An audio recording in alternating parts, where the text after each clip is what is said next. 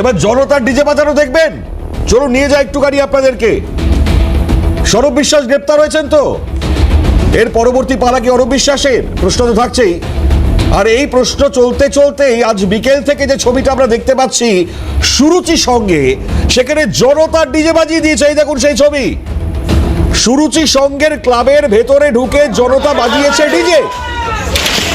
এই দেখুন সেই ছবি। চোর ধরা পড়তে লাগাতার মানুষের ক্ষোভ আছড়ে পড়ছে, এটা মানুষ বলছেন, তাদের অভিযোগ এটা। রাজ্যের প্রাক্তন মন্ত্রী অরূপ বিশ্বাসের ভাই সৌরভ বিশ্বাসকে নিউ আলিপুর থানার পুলিশ গ্রেপ্তার করে। তোলাবাজি শ্লীলতাহানির অভিযোগে গ্রেপ্তার। আর সেই জায়গায় সেই অভিযোগ, যিনি অভিযোগ করেছিলেন সেই অভিযোগকারী মহিলা, তার বক্তব্য আমি শোনাবো। কিন্তু প্রশ্ন হচ্ছে যে রাজ্যের ক্ষমতা পালা বদলের পর আমরা যে ছবিটাই মুহূর্তে দেখতে পাচ্ছি তা মারাত্মক। মানে এদের বিরুদ্ধে সকল যারা নেতা, তাদের বিরুদ্ধে লাগাতার যা যা অভিযোগ ছিল, মারাত্মক মারাত্মক অভিযোগ। আর এই যে ছবিটা আপনারা দেখতে পাচ্ছেন, ক্লাবের ঘর ভাঙা হচ্ছে। কারণ ওই কাজ চাইতে গেলে পরে টাকার দাবি থেকে শুরু করে ভয় দেখানো, যিনি মহিলা অভিযোগকারিনী বলছিলেন তার এক সহকর্মীকেও 45,000 টাকা দাবি করেছিলেন। বিভিন্ন জায়গায় কয়েক লক্ষ টাকা তোলার অভিযোগ রয়েছে তার বিরুদ্ধে। তোলাবাজি, খুনের চেষ্টা, অপরাধমূলক ষড়যন্ত্র, কি নেই অভিযোগে।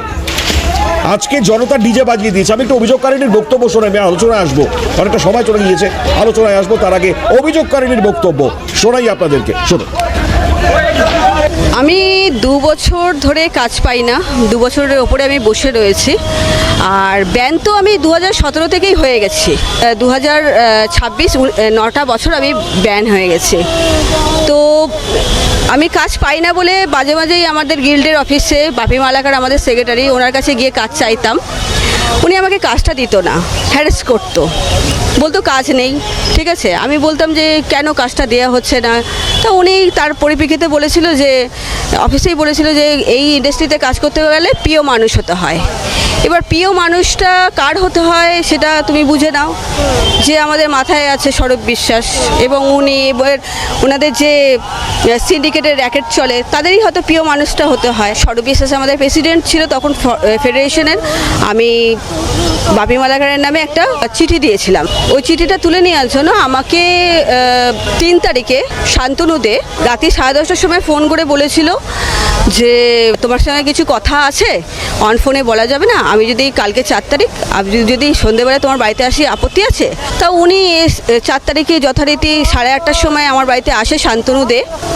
থ্রেট প্রথমেই যেটা দিয়েছিল, তুমি এই চিঠিটা তুলে নাও বাপি মালাকারের নামে, ওদের সঙ্গে পেরে উঠতে পারবে না, না হলে সৌরভ বিশ্বাস আর বাপি মালাকার তোমাকে মার্ডার করে দেবে। আর এমনভাবে মার্ডারটা করবে যেটা দেখানো হবে যে তুমি সুসাইড করেছো। না, আমাকে তো বলা হয়েছিল যে মেয়ে সাপ্লাই দিয়ে কাজ করো, আর না হলে সৌরভ বিশ্বাসের বেড পার্টনার বা বাপি মালাকারের বেড পার্টনার হও।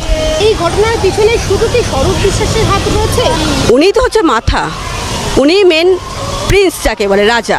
উনি সব সেনাপতিদেরকে চালাতেন, যেরকম সেরকম চলতো তারা। একটা সিন্ডিকেট র্যাকেট যাকে বলে। তাহলে এবার ভাবুন, কোথায় সিন্ডিকেট নেই?